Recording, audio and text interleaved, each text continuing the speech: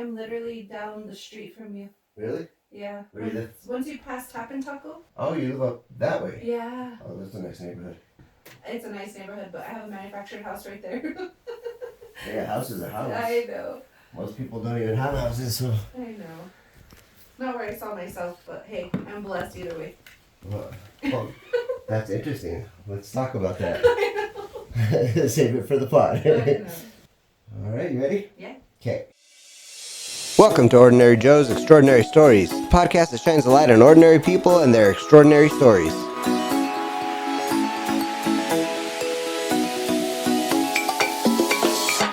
From small towns to big cities, we're sharing the real, raw, and inspiring moments that connect us all.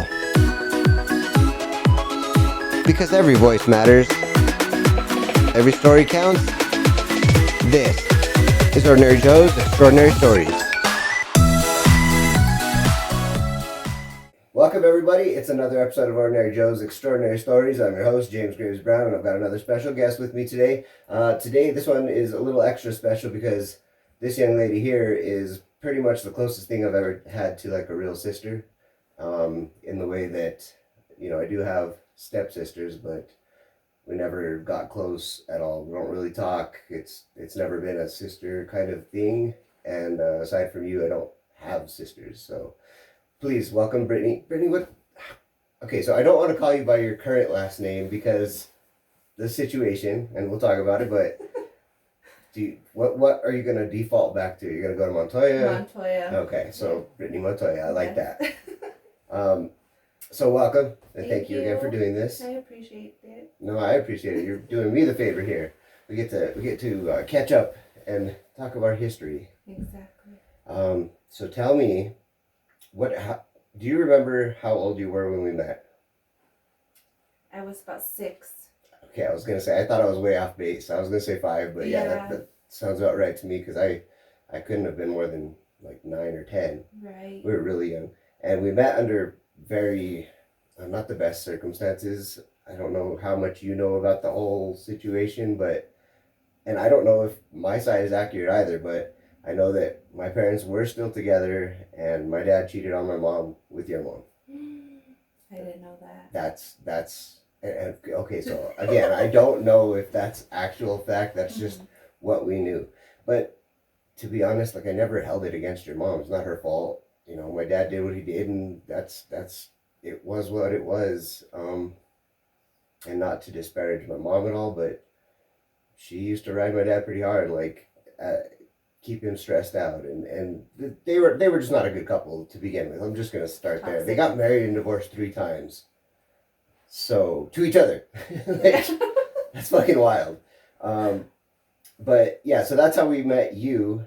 And it was just me and Brandon, right? You didn't really meet my other brothers. I didn't really hang out with the other brothers, only like a couple of times when we were in, I think it was Trampas, where your aunt lived. So okay, sure. Yeah. Let's talk about your childhood prior to meeting us. Okay. It was just you and your mom, right? Like, tell me about your dad, your biological father. So my biological father, we'll get into that later, but okay. The father who raised me,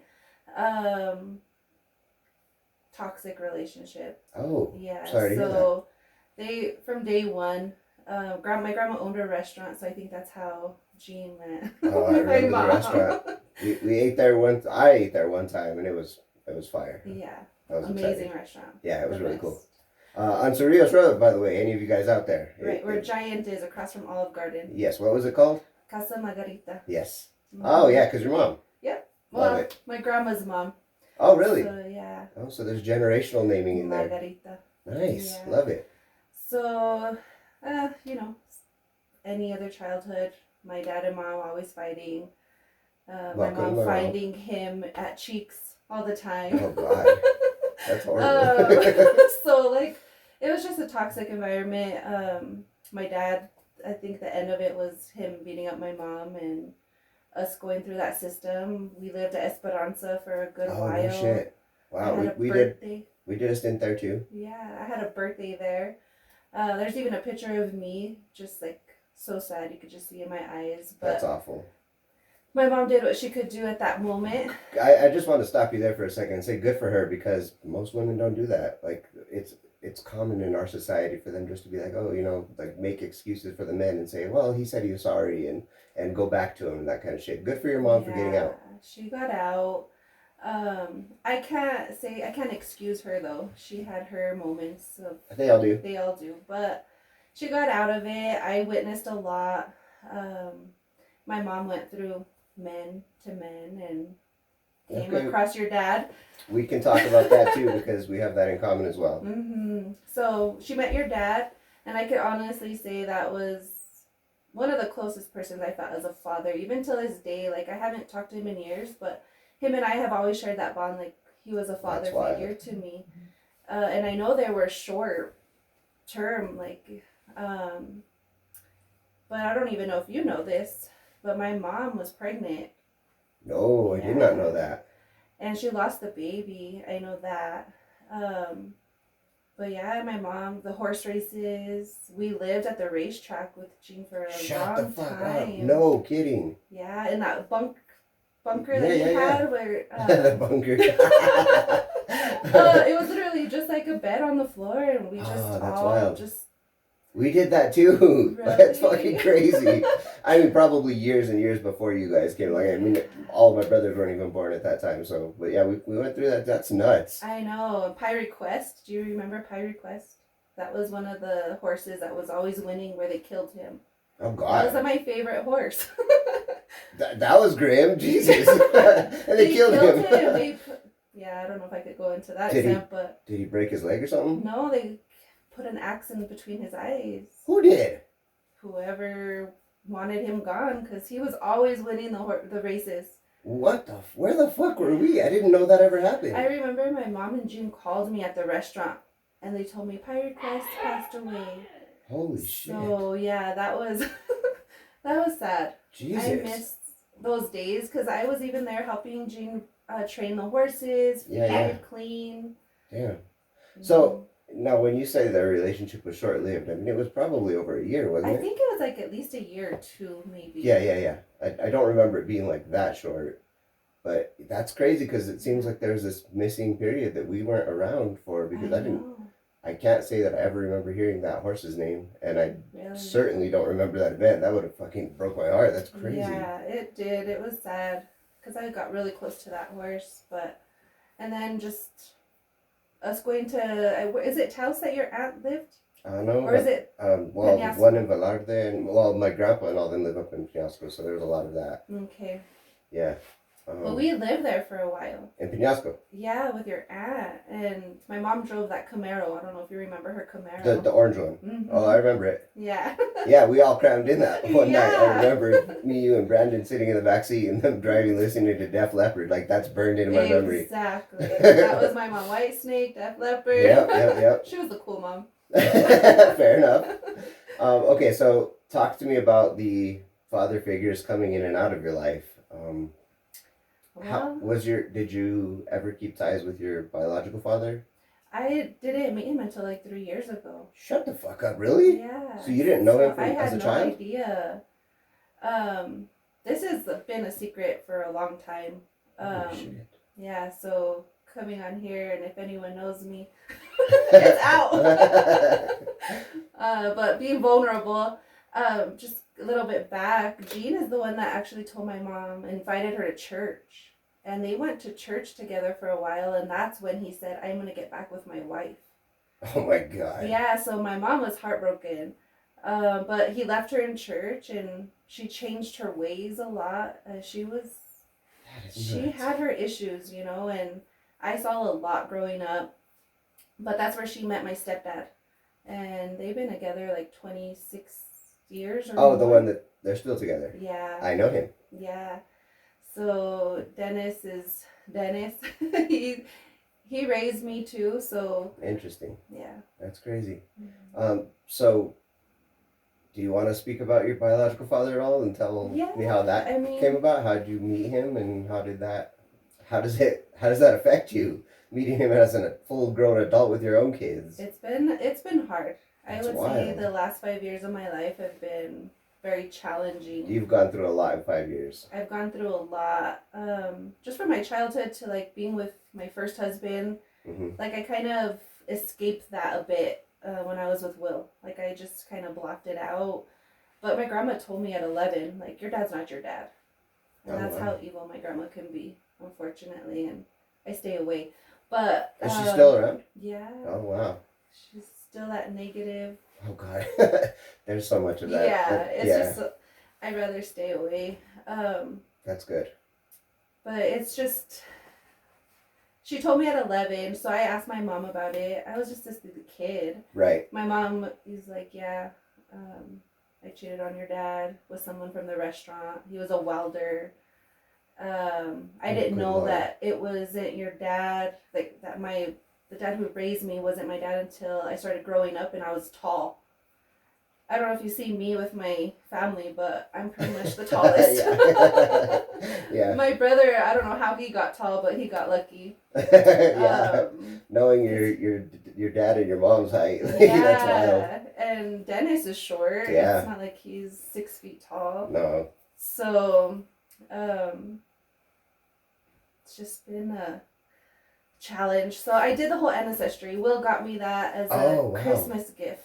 Okay. Like back in 2009. Oh shit. You were right at the cusp of it when it first started. That's crazy. Right. So he knew, like, I wanted to kind of know who am I, you know? Sure. And I know I look Spanish and, you know, so, okay, this is my gente from here. Yeah.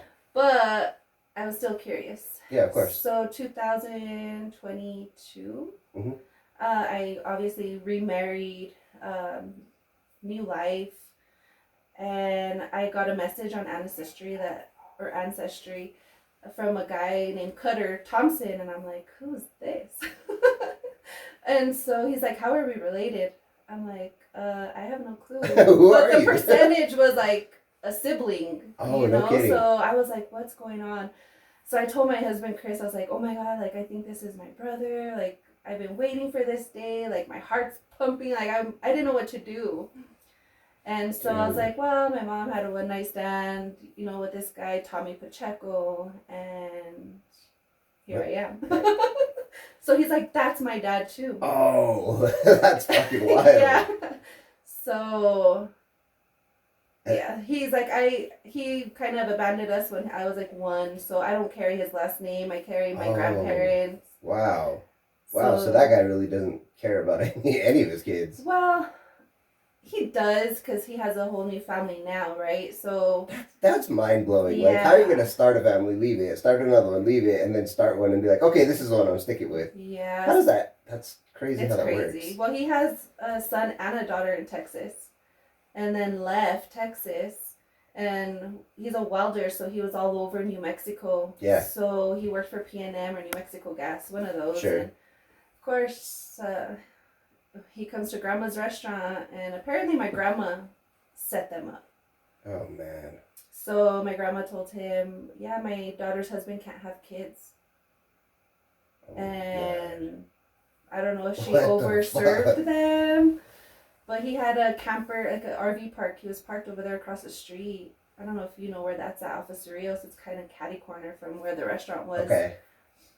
So, yeah. Dude, that's wild. Yeah, so I have a brother and sister. My sister, I think my brother's like 45. My sister's 44. I'm going to turn 40 in a few weeks. And then I have a brother that's 37 and a sister that's 30. So Jesus. I'm just and that's just from him. That's just from my biological father. And then you have a brother and sister from Dennis. Yeah. You got brothers and sisters everywhere. And then by extension, us. I know. So like, you and Brandon are always my brothers. That's fucking wild. Damn. Life's a trip. That's fucking nuts. Okay, so let me tell you my little side of that whole thing. Yeah. My biological father, I remember him as a little kid, so he was in my life until I can't remember the exact age. I'm gonna say 6 or 7, something like that. Mm-hmm. Of course, Gene was always my dad. He raised me since I was like 3 years old. So, you know, when I refer to my dad, I'm always talking about Gene.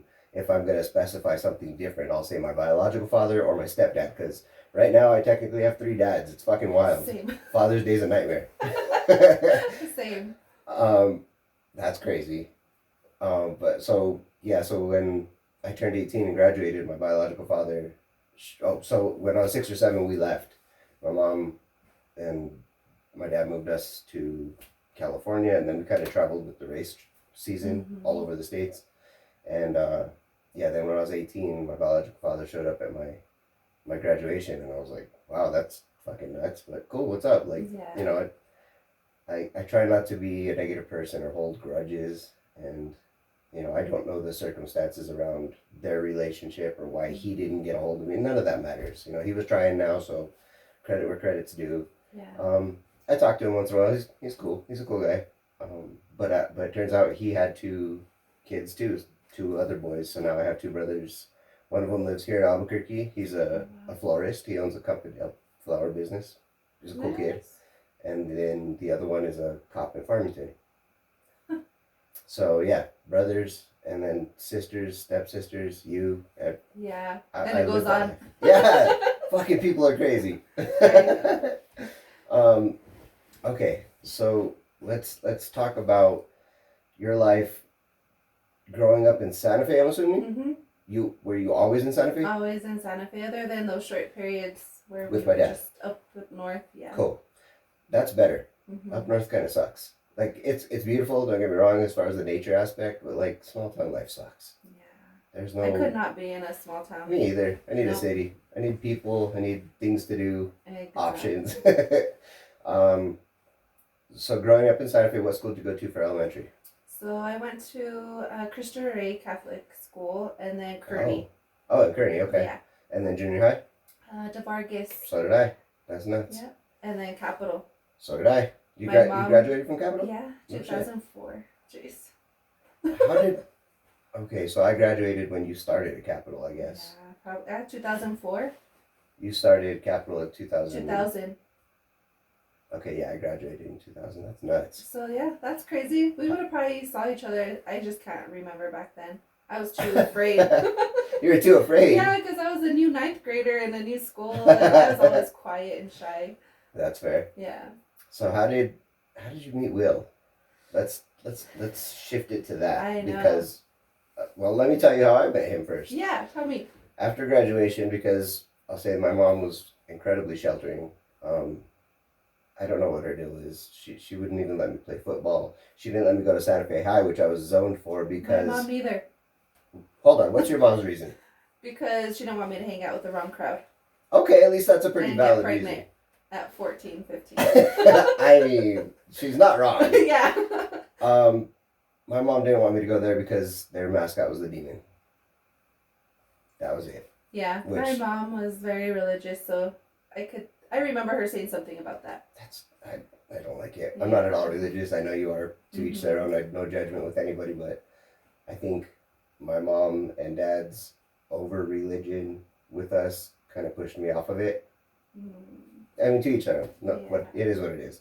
But yeah, I found that as far as reasons to not let somebody go to a school, that was kind of a lame one because all of my friends went there. Like everybody I had ever grown up with and met went there, and I was like, fuck, now I have to go to this new school that I don't know anybody? It was horrible.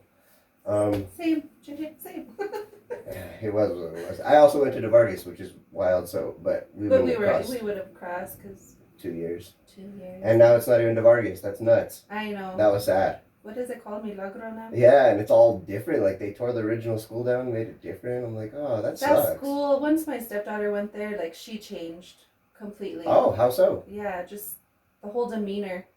She went from elementary and she had a unibrow, and I was like, girl, I'm going to take care of you. I'm going to go and get it waxed. I should have left it because the girl gets pregnant at 15. So. Oh. That's wild. But that's Santa Fe. It is what so it is. Typical. I got my first granddaughter from her, so. Nope, too young. I won't accept it. Okay. Believe me, yeah. She didn't want to tell me. She told Will, because Will's the friend. She's like, how am I going to tell Britni?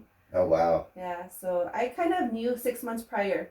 So I mentally got myself ready. I don't know what it was, but. That's crazy. That's weird. Oh, wow. Okay. Sorry, we're changing. No. That's okay. That's what this is about. This is just a conversation, and I love jumping around. It makes it more natural. Yeah. I love it. So I met Will because after high school, you know, once I turned 18, my mom had no control. Prior to that, it was like even doing a sleepover with one of my closest friends was a nightmare. Like she absolutely would not let me leave the house. It was like super, super controlling.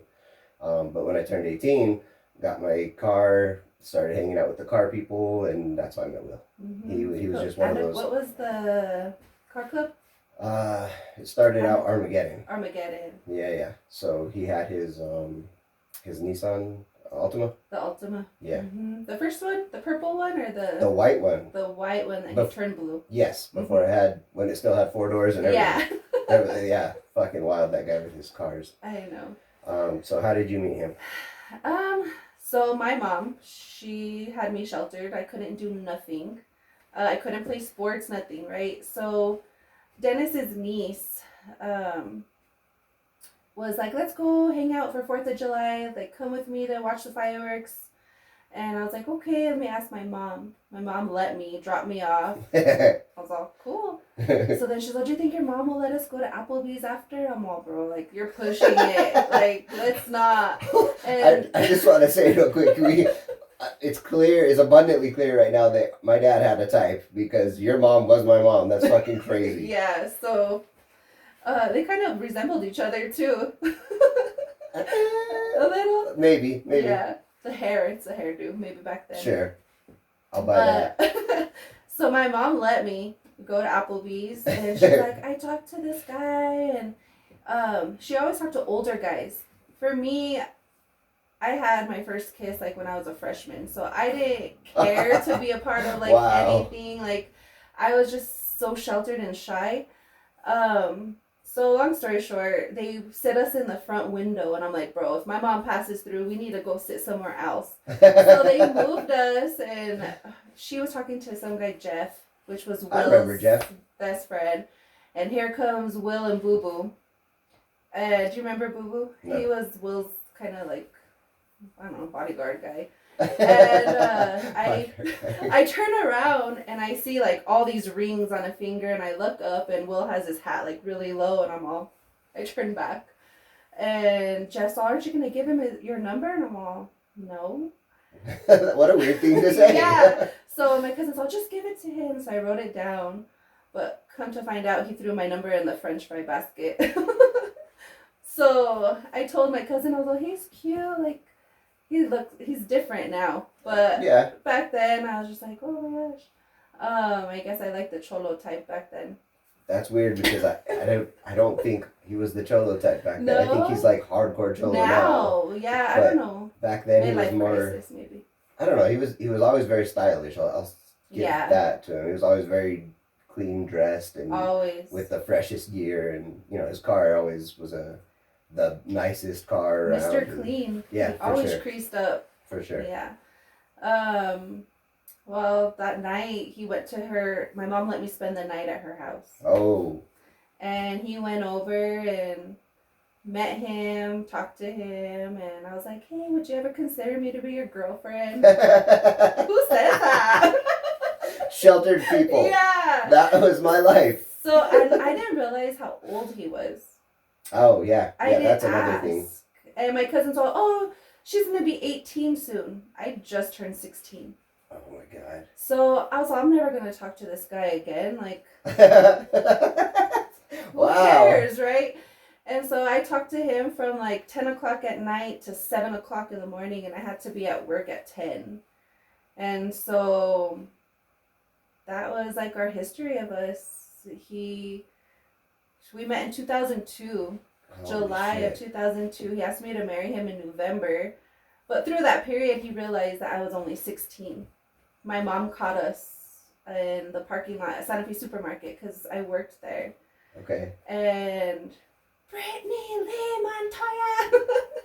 You know that. Yeah, I do. I just freaked out, froze, got out of his car, and he called her and he's like, no, I'm not 20, I'm 26.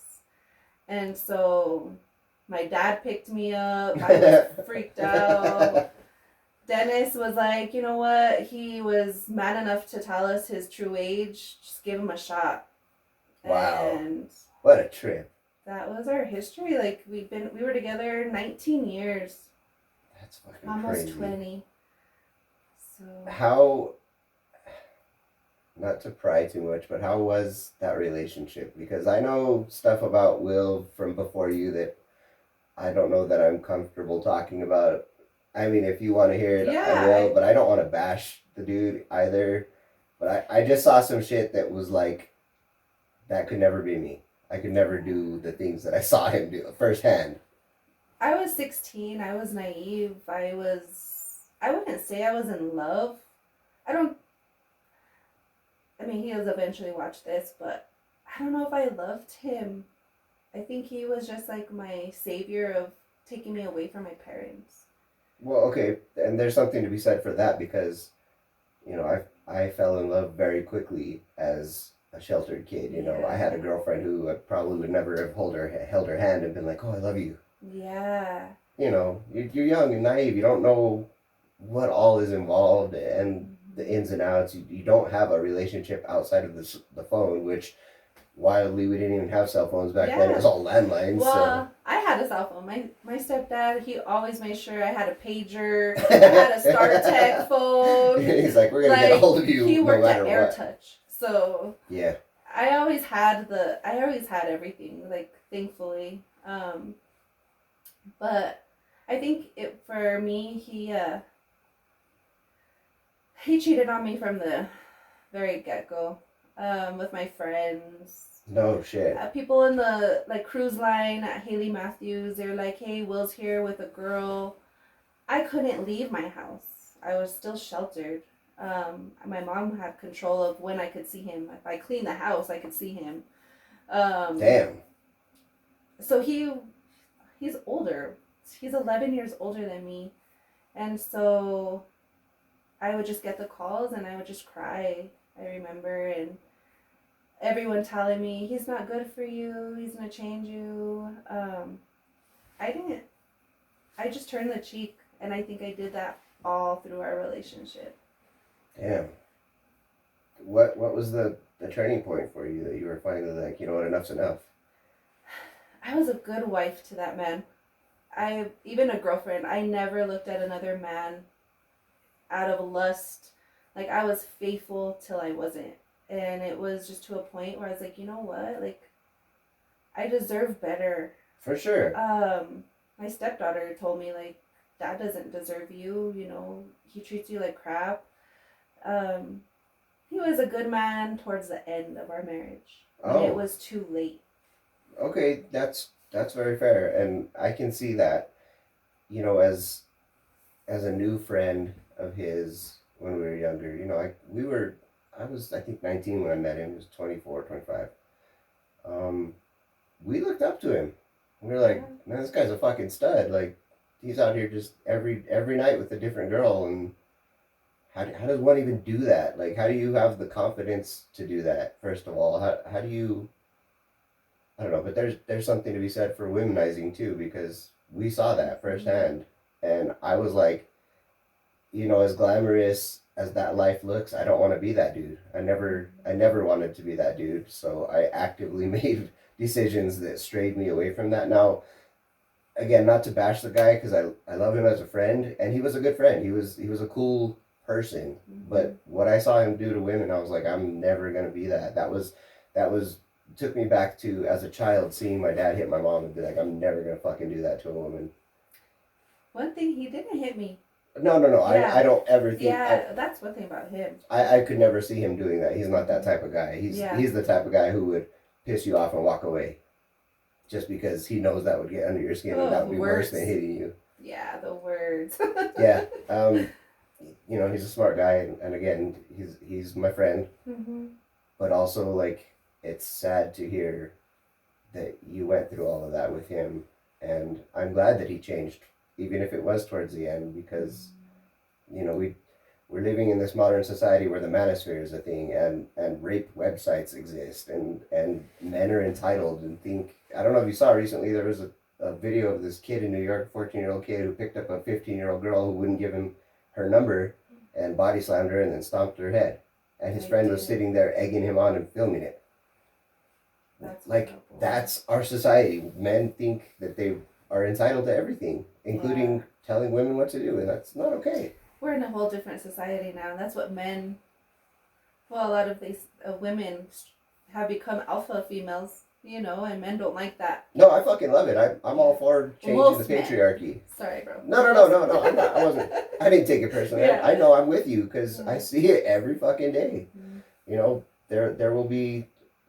I've discovered Threads lately, and it's become my new addiction because you can kind of cater your algorithm, and so I've catered it to a lot of positivity, and I joined these feminism groups, and see women posting things that are like empowering for women. I'm like, good, this is where we need to head.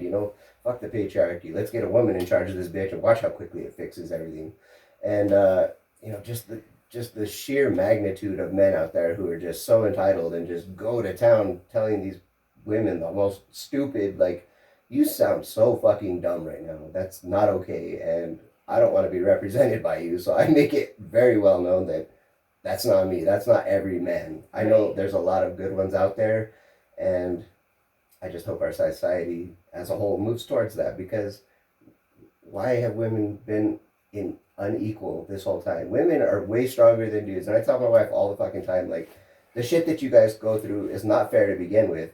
And how is it okay that you make less than us doing the same job?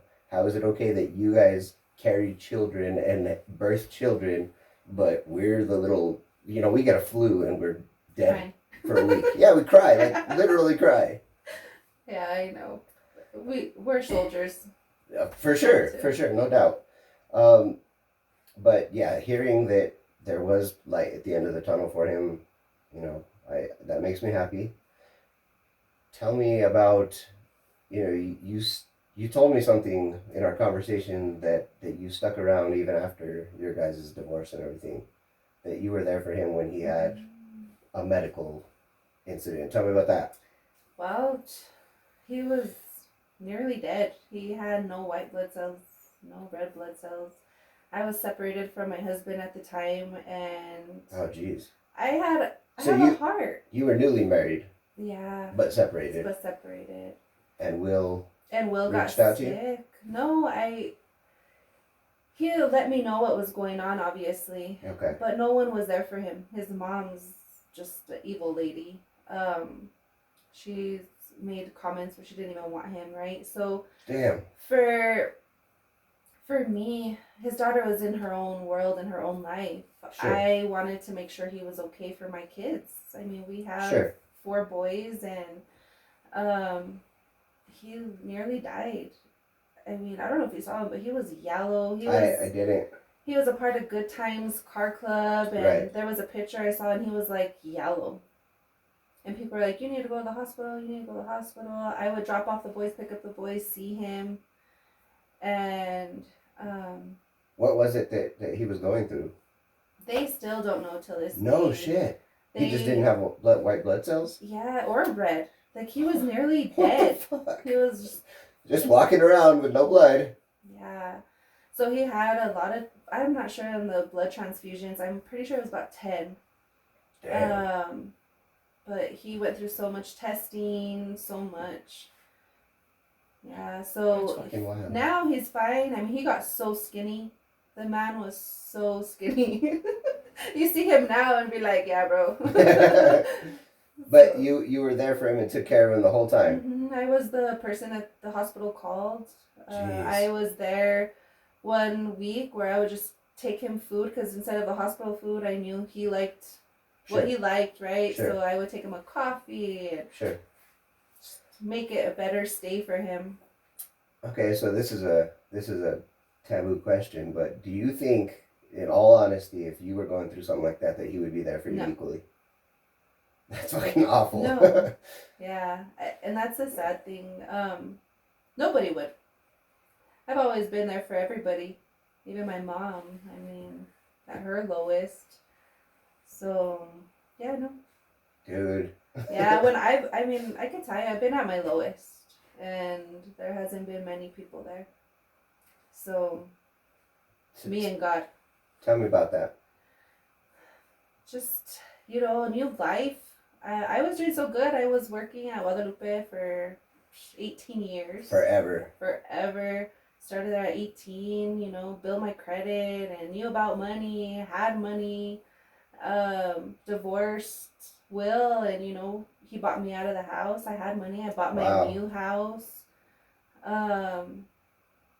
But me and my second husband, we had 6 kids total, or 7 with his stepson. Jesus. So I was just running out of cash. I was just bought him a truck, bought a house, bought God. a Can-Am. Oh God. Wait. So you have you're in 4 kids with Will. Mm-hmm. And do you have any with your new husband? No. Okay, so he had 3. He has 2 biological and then his stepson. Damn, that's crazy. So, I don't know if we want to talk about that, but the baby, is not Will's. So that's where I switched up. Wait, okay, hold on. Yeah. Wait. One of yours and Will's kids is not Will's kid? Mm-hmm. But he's raised him since the beginning. Sure, of course. And he knows. I wasn't going to be like my mom. Sure. Well, I turned out exactly like her, unfortunately. No, you didn't. I always said, I'm never going to be like that woman. And here I am, but... No. Yeah. Oh, okay, tell me about that. When, so many questions. Mm-hmm. Please. So, like I said, I was faithful to Will until I wasn't. It was to a point where it's just, I didn't love the man anymore, and first time I cheated, I got pregnant. Oh my God. I had no idea. He got fixed after Matthias, our third son. Oh, Will did? Yeah. Oh, yeah, because everyone's like, okay, you're the cable guy, and you keep popping out kids. Like, but I told him immediately. Oh God. Because he kept track of my periods, TMI. But he was like, why haven't you started? That's kind of crazy. Yeah, he was a very controlling man. Very controlling man. He'll admit it. He even told one of his coworkers, he's like, bro, you need to stop being controlling to your wife because one day they're going to snap. And that was what I did. But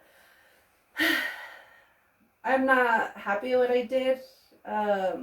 We all do dumb shit. Yeah, I took it really hard. Like, I was in a dark place. And he turned into a dark place. And I told him. And he's like, if he wouldn't if he didn't go to my office and say, Britt, because I was thinking of terminating my pregnancy, and that's not me. My faith, like, it's completely against that. Sure. He's like, whatever decision you make, I'll be there to support you and the baby. And so I give him all the props for that. I mean, that's a man stepping up. Absolutely. But Jiraiya knows him as his father, and I told Jiraiya already the truth. Oh, wow. Good for you. Mm-hmm. I told him the truth, so I didn't want him to go through what I went through. Sure. And does he know his biological father? Mm-mm. He wants to meet him.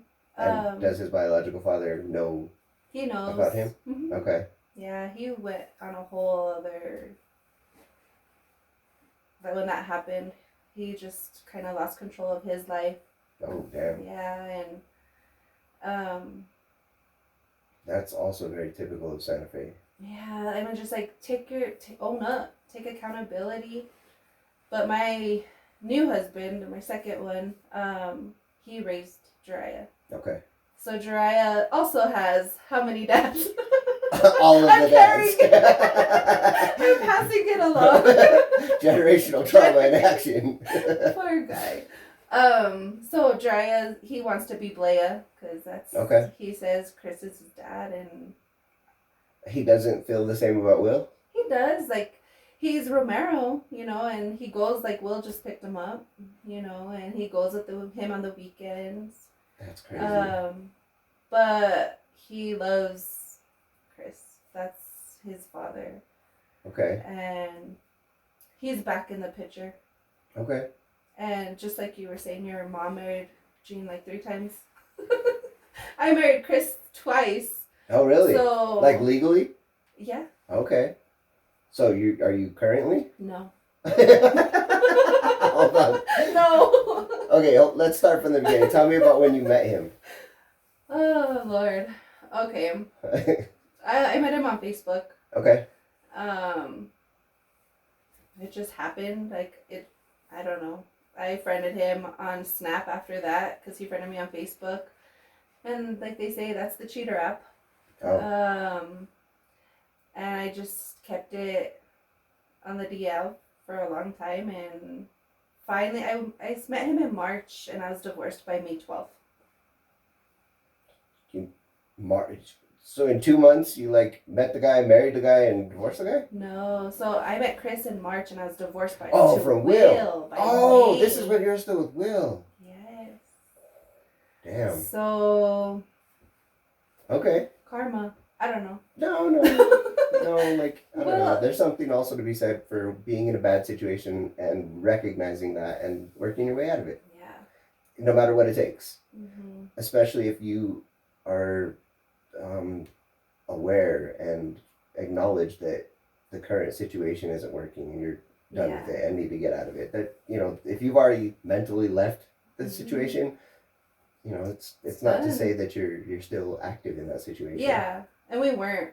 It was to a point where I was like, separate rooms, And I'm sure that the feeling was mutual, so it wasn't like you were, he was all head over heels for you and you were out here with somebody else. It's, I don't know. There's not a lot of guilt that you should carry with that. Yeah. Especially because the other side was probably doing the same thing.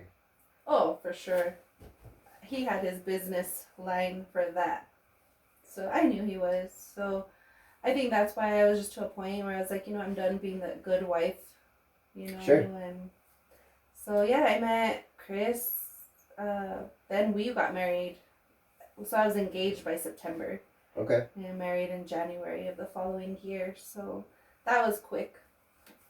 I mean, there's been much quicker, so yeah. At least you took some time to get to know the guy. I kind of. Yeah. You said there was red flags that you never saw. Yeah. What were those red flags? Well, he was all over the news for beating up his wife. He was a cop, so... What the fuck? Really? Yeah. And my sister's like, isn't that the cop that got arrested? And I was all, yeah. Hold on. Did you marry him after learning of this? It was already... Oh my God. It was like Good Friday, actually, that my sister told me that. Holy crap. I was still with Will at that point. Holy shit. But yeah, the reason why though is that there's always two sides to every story. Sure, yeah. Like my mom, I did witness my dad beat up my mom at one point, but Same. My mom she made it worse for my dad. Like he couldn't, run for election for anything. And my dad, if you know him, like everyone knows him in Santa Fe. And he would have been a great politician. But my mom ruined it for him because of a lot of lies, too. So I wasn't going to give the man, I just wanted to give him that chance. Sure. So. But in retrospect, should you not have given him the chance? I think I should have taken it a lot slower than I did. Sure. Because immediately I fell in love with him. He treated me, I think that's what it was, I was able to be myself. I don't think I was ever able to be myself with Will. No shit. Because I couldn't drink. Will didn't let me buy a pair of cowgirl boots. It was always in my blood, and I'll tell you that. My biological father is a ranchero from Farmington. Sure. So he has like 40,000 acre ranch. Damn. And my sister's what are those? Barrel racer. Oh, wow. So, like, that's a part of my blood and my history. Sure. But, well, no, like, I couldn't buy a pair of cowgirl boots. Like, what was the argument there? They're ugly. But I think he just wanted me to be, like, that Converse girl or whatever it was. Put on your Dickies and your Converse and let's hit the logo. Yeah, I didn't dress like that, though. Maybe back in the day. You were quite professional. Yeah, because of my career. Right. But yeah, that was... So then when I met Chris, like, I was able to drink, have fun. He made me laugh, and... Yeah. And then once you went leave it at that. Okay, that's fair. You say he's back in the picture now? He's back in the picture. Like, do you see a future there? Is there still warning signs? Are you being more cautious? What's... My wall is forever up. Okay, that's And very fair. yeah, I mean, I have so many people that are like, Britt, like, what are you doing? Like, give me a chance, or you're such a wonderful woman. Like, he doesn't deserve you. Um, but when that love is there, like, I don't know, Yeah, call it toxic. I don't know what to call it, but it's a strong thing, whatever it's it is. hard. Yeah, I get it. Because we've been back and forth for a while. Is he still a cop? No, he lost that. Okay. Well, Mm-hmm. okay. When he that whole incident, he lost his career. That's crazy. Accountability is a good thing. So if it took that for him to learn a lesson, maybe he can come out the other side a better man. Yeah, and he has God in his life where he continues to go back, and that's where I just wanted to find like this godly man. Sure. And have a family, live life, and sure. It's just I've had a lot of obstacles. We all have, so that's completely understandable. Tell me about, let's switch topics here for a second and tell me about your career, because you started out in the banking at 18, not knowing anything, I'm assuming. Not knowing one thing about banking, retail, but sure. And how did that progress? How did you progress through the ranks to where you are now? I started off as a teller. 25, I became a branch manager. Wow. Yeah. That's quick. It was my passion. I loved my job. That's crazy. All numbers and shit. I just not even numbers. It was more of making a difference in someone's life. How so? Financially. So we've always called it financial empowerment. So like if you come in for a loan, I need $500 just to get me by. I looked at it as a bigger picture. So it's called like mining credit reports. So I was able to like refinance a vehicle, consolidate debt, and so instead of them having like 10 loan payments, I consolidated to one. So it's just making that difference in someone's life. Interesting. And I've met amazing people through that credit union. I've helped so many people become home buyer ready. That's cool. Dream car purchase. Yeah. Building their credit. That's awesome. And I was a branch manager, so I had a lot of authority in the credit union. Of course, everything was like dual control, but I had a lot of approval authority. So I was able to like really make things happen and like step outside of what would normally be judged. Not out of policy or anything. I think the credit union had a good policy where we were able to make those decisions,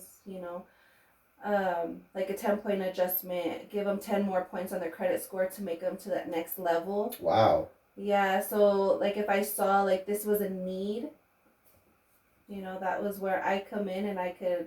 Dude, that's crazy. Did that ever backfire on you? Yeah. That sucks. Yeah. That sucks. And that's another why I'm not there anymore, actually. No shit. Yeah. What happened? Well, I was obviously there for 18 years. I was going through my divorce, everything. Everything was just on my head. Like my older two boys, I wasn't seeing them. From having my kids full time to not having my kids full time. I think I was probably going through a mental breakdown, and instead of them like, hey, you need to go on administrative leave, like I messed up. I gave a 10-point adjustment and it was like 13 points. And I signed off on it, and then I got an exception, and I was like, oh shoot, I was like, I forgot to sign it. So I signed it, scanned it in, and then they come back and say, what is the word? I altered a document. But they wanted me out because I didn't get the COVID vaccine. So they had to find something. But yeah, that backfired on me. Mind you, a form I created. How dare you alter something you created? A form I created to streamline processes backfired on me. Interesting. Yeah. But you're still in banking now, right? I'm still in banking, but honestly, they tarnished my name. Oh. Bad. And it's with the new leader there. I was already on my way out anyway. I already cleared out my office, called attorneys, like they were doing something sketchy. Because in my 18 years, I was never written up for the things that they tried to write me up for. Dude. That's wild. So I lost my job in these 5 years. Like it was a lot. So in 5 years, you've had A divorce, a marriage, a divorce. I found out my son was gay. I found my biological father. My older two boys not wanting anything to do with me because I left their dad, and like losing my job. So that's deep. Do you think that? Okay, hold on. Your oldest son gay? mm-hmm, Does that bother you? mm-hmm. I'm old school. You're old school. Yeah, not that I have a problem with anybody that's gay, because I have friends who are completely transitioned to the opposite sex. Okay. Family that's. But as a parent and old school, like it wasn't where I saw my son, and. Are you gonna be supportive of him with his future? Like, that's gonna drive a rift between you guys. It has. More than what already exists. It has, and I'm very vocal. Sure. I'm not a gentle parent. I'm straight up. I'm not your friend.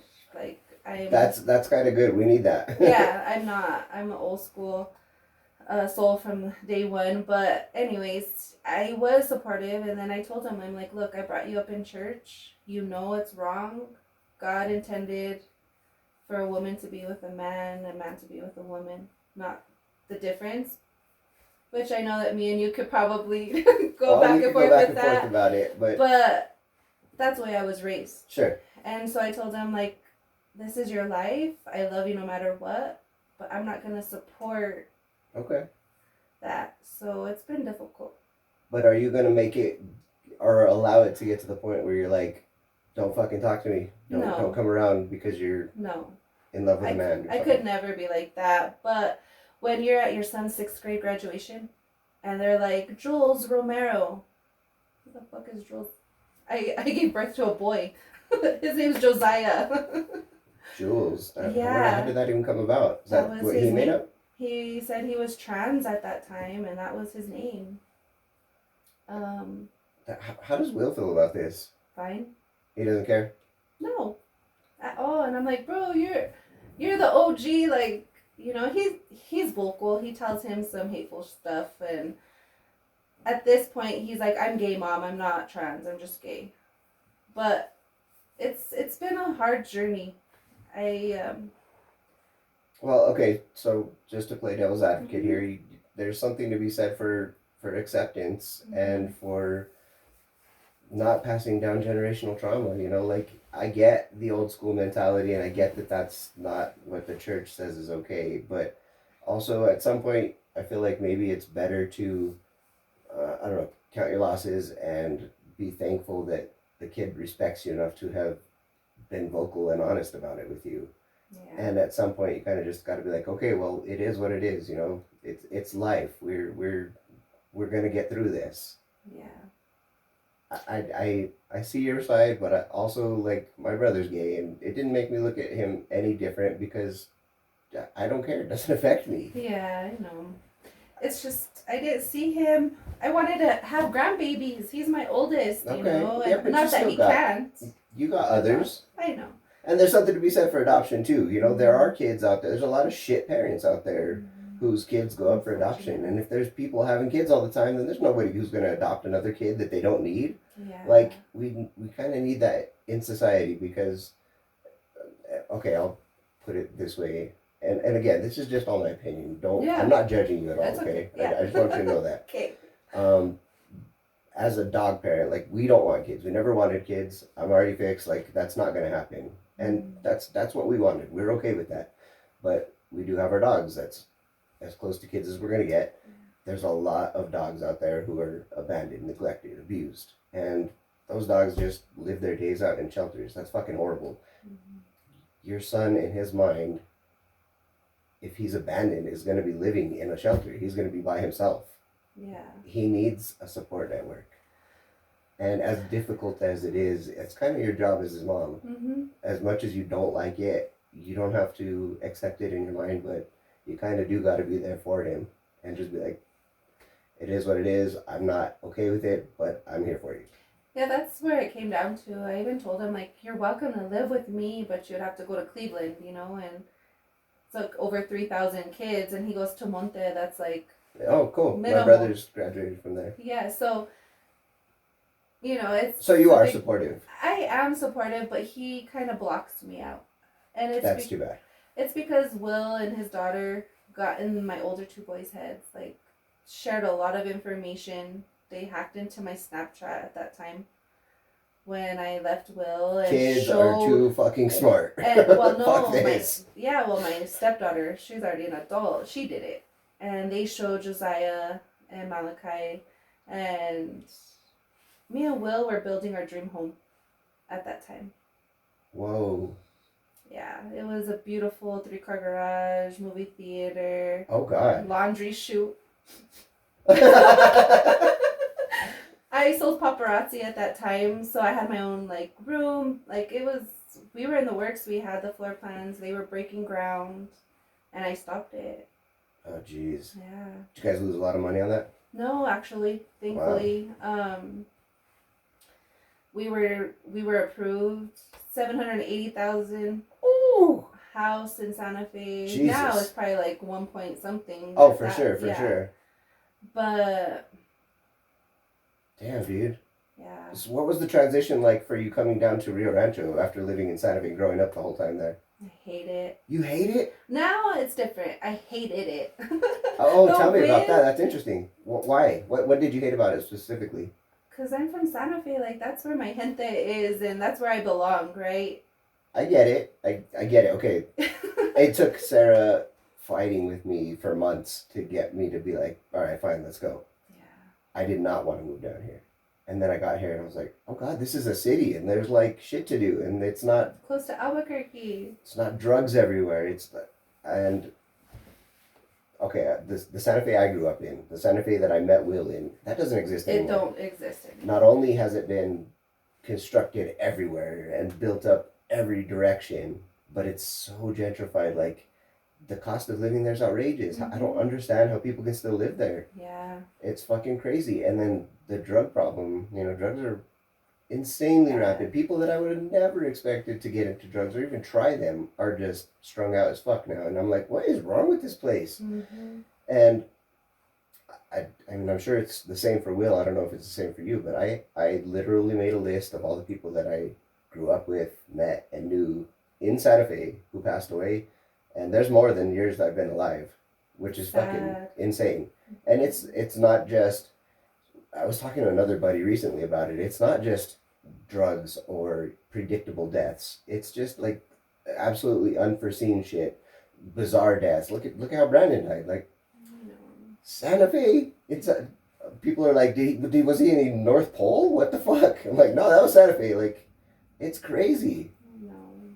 Like, I don't know. So when I got down here and then just, I was hesitant at first, but after living here for a couple of years, I was like, man, this place is amazing. I just don't like the wind. I mean, but it's everywhere, though. I feel like I'm in Kansas. I feel like my roof is gonna fly off here. But where I live, it's like you have yours nicely landscaped because I'm kind of in the boonies of Rio Rancho, right? You're still just desert out there. Yeah, so it's just sand. It doesn't even feel dirt. Do you have a backyard like walled in at least? No, nothing yet. Yeah. So I'm just, once I build a portal and all that, maybe I'll feel like a little bit better. But going to Santa Fe now, I hate it. Me too. It's like a cloud over me.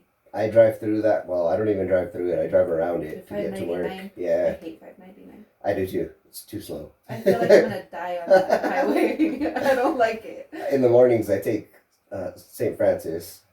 And then in the evenings I go on the 599 and I'm like, God, this is so slow. It takes forever to take that road.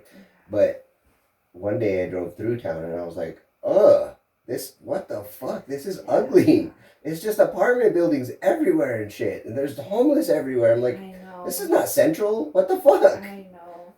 It's almost, in some places, it's worse than Central. And I'm like, this is crazy. Well, my cousin worked for the rail runner and she said that they just allow all the homeless to go on the rail runner and transport to Santa Fe. They don't even have to pay. and it's because something with the government that they just want quantity of people on the train to get better grants or whatever. Yeah, I get it. And I'm just like, well, But leave still, them back, send them somewhere else. Not Santa Fe. let them write it right back. So I'm like, yeah, Santa Fe is just, it doesn't feel like home anymore. Yeah, it's definitely not what we grew up in. I mean, I remember cruising those streets with the car club and all these cool cars, and then the cruise line downtown and Haley Matthews. Yeah, so many cool places that just don't exist anymore. Yeah. It's fucking crazy. It's sad, but to piggyback, I'm still in banking. Right. I'm not where I want to be because the credit union was my home. That's where my heart has always been, helping people. So I'm in a big corporate bank now, branch manager still. I feel like, and I'm part of the problem, I guess, on this, but I feel like that the big corporate banks are becoming more of the norm and out competing the credit unions. Now, look, you can get great rates at a credit union, Yes. but like for savings, Capital One has an insane interest rate for just leaving your money in their savings account with them, like insane. And see, for me, I don't know about Capital One or like Chase. I work with BMO, so it's a Canadian bank. Oh. Yeah, Bank of Montreal. Oh wow, really? But they took over Bank of the West here in Albuquerque. Okay. So just alone, there's like 20 branches within Albuquerque. No shit, I've never even heard of it. Yeah, That's fucking if crazy. You go literally in Albuquerque, it's like, oh, there's a BMO. Oh, there's a BMO. That's it's crazy. like a McDonald's. It's crazy. And what does your future look like with banking? Do you want to stay with this? Do you want to grow with it? Do you want to like transition back to a credit union? Are you even able to? Yeah, I fought that. Okay. Yeah, because I was with Del Norte for a while. But yeah, I don't see myself in banking. Okay. Anymore. I think I'm like kind of over it. I don't do what I love anymore. Interesting. Yeah, because it's not the same parameters as a credit union. Like, I have no say in this bank. I'm the branch manager, but I just work there. Wow. It's like, oh, this department will put a hold on a check, even though I say no, because it's a reputable place. Sure. Yeah.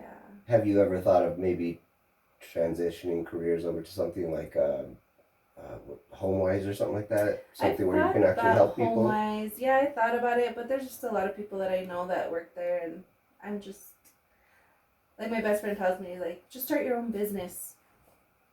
You know? That's never a bad thing. Yeah. I mean, aside from the fact that you'll be too busy for life. Yeah, I know. At least for a few years. Mm-hmm. What do you think you would... What do you think you're going to try to do? I have no clue. Are you just going to ride this out until you figure that out, or? That's what I'm just rolling with it at this point. Are you sure you want me to put that on the podcast? What if your employer hears that and is like, fuck that, we don't want that. I know. We want people who are going to be here forever. Let them. Oh, I'll jeez. get an unemployment check. That's too funny. Oh my gosh. Now, your mom and stepdad, they still live in Santa Fe. Mm-hmm. Do they ever plan to leave? Sadly, what my mom says is when my grandma dies, because then they could buy a house here. So that's what she stayed up there for? Is just to help your grandma? She don't help my grandma. So why is she there then? I don't know. Oh my gosh. That house is my grandma's that they live in. Oh, Mm-hmm. interesting. So. And what is, I want to call him Gabe. What is Dennis up to these days? He goes by Gabriel too. That's his middle name. Well, that's how I met him, and like, that's every interaction I've ever had with him. It was Gabe to me. Yeah. So. Is that from Los Alamos? Yeah. Oh, okay. He's at the hospital. Oh, good. Yeah. Does he still do the credit stuff? He does here and there. He worked some miracles for some of the guys up there, so yeah, he's I know. damn good at it. Anybody could do it. Hey, I couldn't. I don't know the first thing about it. You just write letters to creditors. So it's just, but he's good at it. He's helped a lot of people. He sure has. But for me, it's not the righteous way. Because for me, I would teach people how to pay down debt.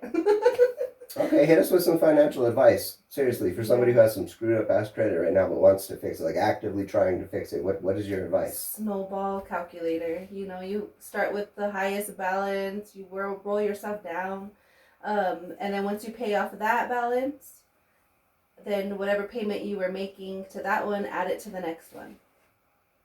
So forth, and you pay it off quick. That's as long as you are dedicated and wanting to do this. I would have like different savings accounts for people. Like, this is your mortgage savings. So every check you move so much money to this savings. Interesting. So you don't have to be like, yeah, paycheck to paycheck. I just roll that money over from that account to the checking, pay my mortgage. So just pretend it doesn't exist. Like when you're done paying that debt off, you still don't have that money. It goes to the next one. Christmas clubs. I used to do Christmas clubs. What is that? Basically every check you put like $40 in there. And when Christmas comes around, you have however much you budgeted for. Interesting. Yeah, so like me and Will, we always had like $2,000 to $4,000 as our family grew. Nice. Yeah, so. Nice. So I guess Will got some good financial knowledge from you over the years. Honestly, he's the one that started it for me. No kidding. Yeah, he put me on his credit card with Crescent Jewelers. Oh, wow. At 16. I was 16. I was on that credit card. And I was able to buy the house by myself at 21. Wow. Yeah. So our first house I bought at 21, and he had that mindset like, I won't believe it until we move in kind of thing. Wow. And all the sacrifices that I made, and I bought that house. So is he financially responsible on his own, or was that? Oh, yeah, that's him. I don't think I was. Hence my situation. So, yeah, but I was for a long time. I know the ins and outs of it. He taught me a lot. Wow. That's cool. It has a lot to do with Will. My, when me and Sarah got together, I was paycheck to paycheck on everything. Now, to be fair, I paid off my debts. I never let anything go. I still didn't have the greatest credit, and it got worse prior to meeting her, because my ex, I co-signed a car and she let it get repoed. That's the biggest thing you never do. I helped them repo the car. I helped them find the car after we were separated. And they're like, yeah, this won't hit your credit because you're helping us. You fucking liars. The second they got the car, boom, my credit dropped. And I was like, what the fuck? They're like, yeah, you co-signed. That's your fault. They're just repo men. Fuck.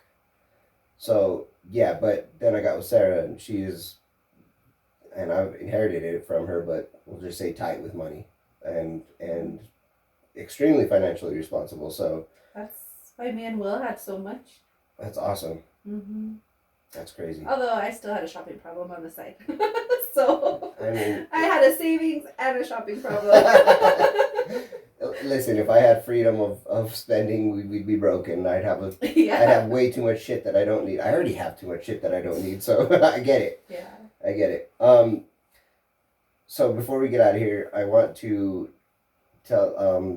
have you anywhere that you want people to follow you, if people have questions financially, if there's something that you can help somebody with, where can they find you? Where do you want them to find you? Do you want them to find you? A lot of people already know me, but if they'll find me, Britni Blea. That's my name all over the social All medias. the socials? Yes. And for personal business, how would somebody get a hold of you? Through BMO Bank. They can call me 505-581-9326. Look at you, knowing your phone number. I remember that was a lost art when we were kids. I used to know everybody's phone number. Now I don't even know my own. But the thing is, I'll still encourage them to go to a credit union. Sure. A lot of people still message me and tell me, like, what do I do? So I know what credit union's better, what loan officer.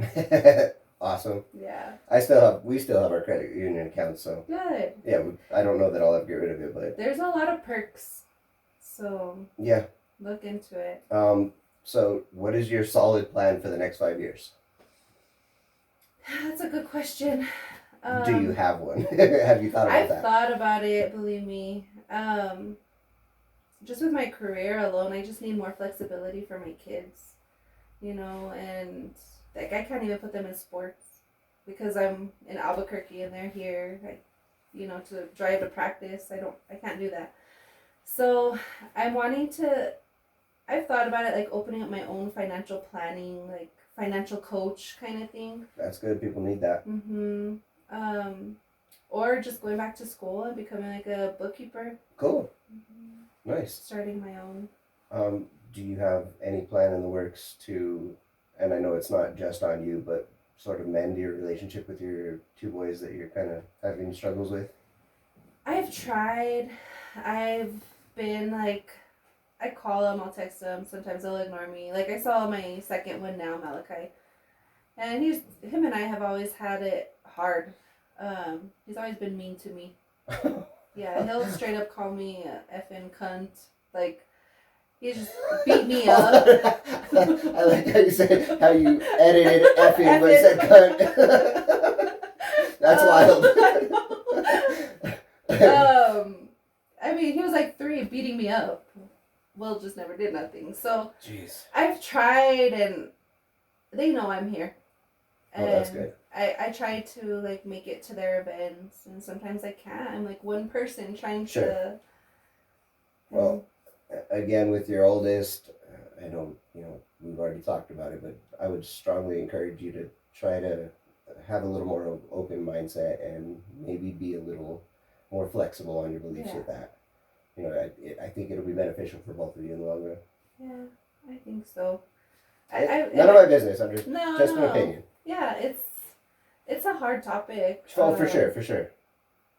Because I support anyone who wants to live that lifestyle. Right. When it comes to my child. Right. So what? I know you have higher standards, but also. Home. I don't know. I can't explain. It's just. Maybe try looking at it from a different angle. Yeah. Look at it from the angle of a friend or something like that. I know, obviously, that's a stupid thing to say. You are his parent, but. And he has a lot of influences too that want to guide him into a different path. And for me, I've always lived that path straight on. I met Will, got married, had babies, bought a house. Like, I went through the whole. There's a lot of good people in our society who just happen to be gay, and I don't think it makes them any less of a good person. He's an amazing person. There you go. If he's a good person, don't push it. Yeah, he's talented. It's just. I think for me, I've always been that mom to protect my kid, and he's 6'5", like 200 pounds. Damn. I don't want someone making fun of my son if I'm not there, because I would want to.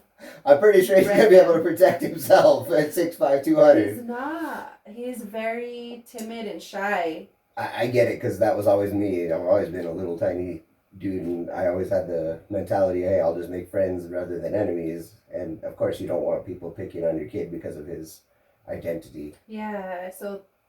But, at some point something's gonna happen, and he's gonna snap and realize that he's a big fucking dude, and he can't be pushed around. Yeah. I don't think you have to worry. Yeah, he'll be 17 soon, so. That's wild. I'm hoping like he kind of gets out of his shell a bit to speak his mind. And. Yes, absolutely. Mm-hmm. That's awesome. Okay, well. Again, thank you for coming and doing this. This was awesome. I love your vulnerability. I love it. It's admirable how courageous all the people who come on this podcast are, and you're no different. That was amazing. And thank you for always making me feel like a big brother to a sister. I don't have that other than outside of our relationship. So it means a lot to me. Thanks, bro. I appreciate you inviting me, and of course. Anyone who hears this. Yeah. I mean, a lot of people know my story, but. Okay, one last thing. Red or green?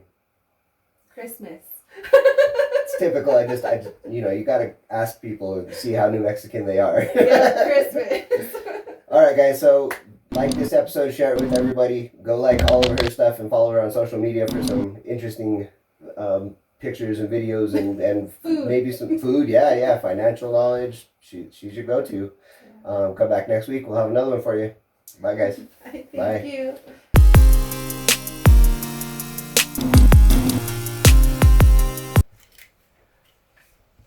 Oh man, bro, that's hot. Yeah, that was my bad. I should have turned on the fans. It's okay. I love your setup. Thank you. I need to get real cameras, but other than that, it's not too bad. Or at least have the same phone recording. I know. They're all a bunch of different ones, and it's a lot of editing at the end of the day, but